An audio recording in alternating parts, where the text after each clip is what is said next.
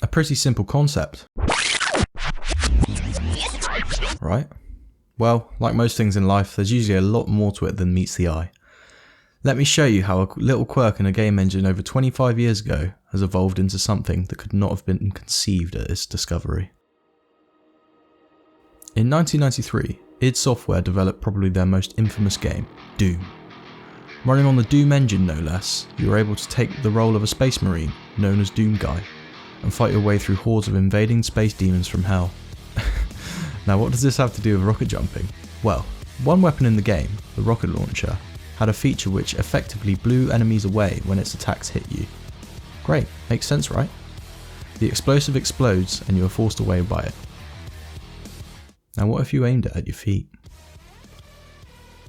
This form of emergent gameplay had been established. Explosives push you away, and aiming them could get you to places that weren't accessible before.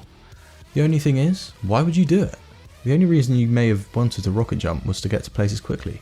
But even then, after a few hits you'd die of your own doing. It was only until the next series in its line of games that rocket jumping would see its true birth into what it is today.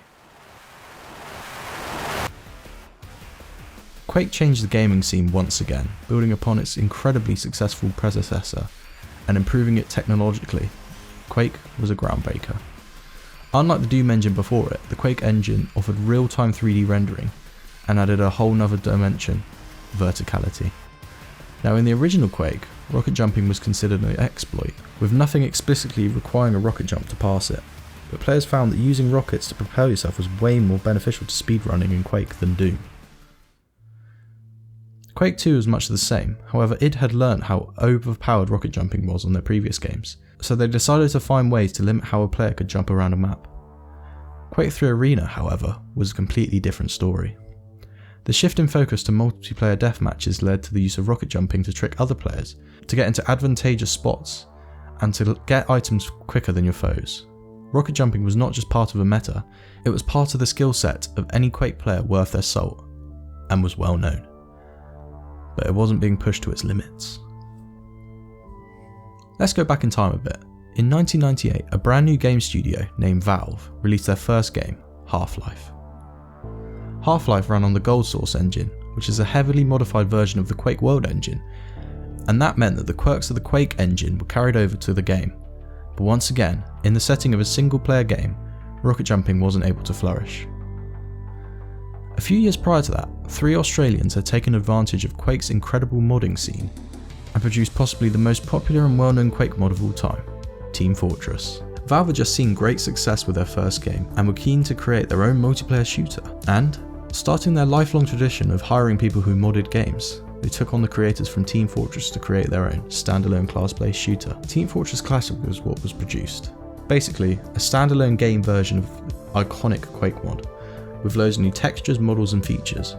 TFC saw the introduction of the iconic 9 classes that we know today: Scout, Sniper, Soldier, Demoman, Medic, Heavy, Pyro, Spy and Engineer, one of which had his iconic rocket launcher with him at all times, Soldier.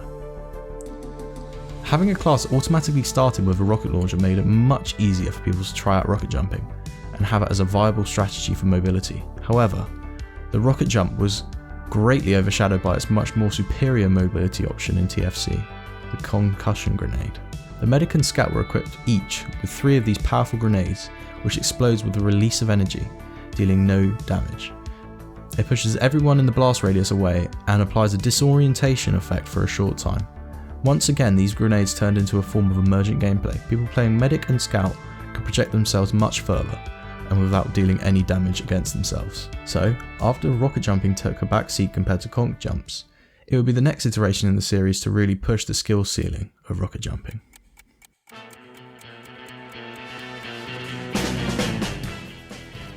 I'm sure a lot of you are familiar with the turbulent development process that took place to create TF2, but that's a story for another day. What affects our story here is that there were grenades planned for TF2, but they were scrapped during the early stages of the game.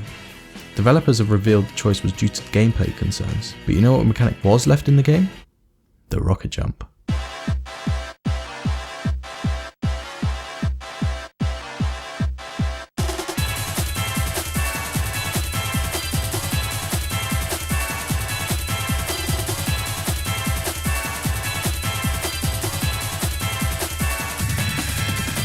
Rocket jumping was now the main skill mechanic in TF2, along with a new addition, sticky jumping for the Demo Man.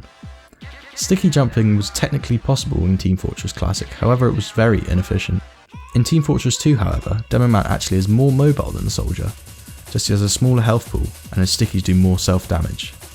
With these new skill methods established, people realised it was very limiting as to what they could do inside of a normal game setting, and that in theory, there were insane things that could be done with the incredibly refined movement mechanics in this game. Valve is very well known to make their game accessible to modern change. TF2 was not an exception, and with these desires to make crazy jump maps a reality, jump maps were soon to make their mark on the TF2 player base. These were the early days, and the map creators had hardly any idea what was actually possible with TF2's engine. The first maps which are considered the classics came out, Beef and Cuba. Both of these maps are still considered solid to this day, and both can even be considered great beginner maps. After that, the cards were on the table, and the jumping map scene was able to flourish.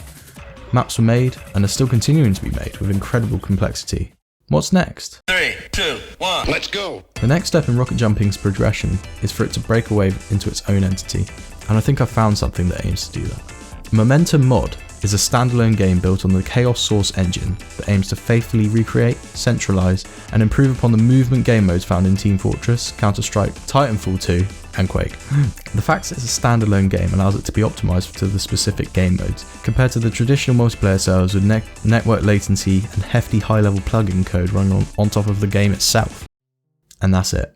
That's the brief history of the movement mechanic which spawned from a little quirk in a game engine nearly 30 years ago, and has turned it into a competitive scene of its own.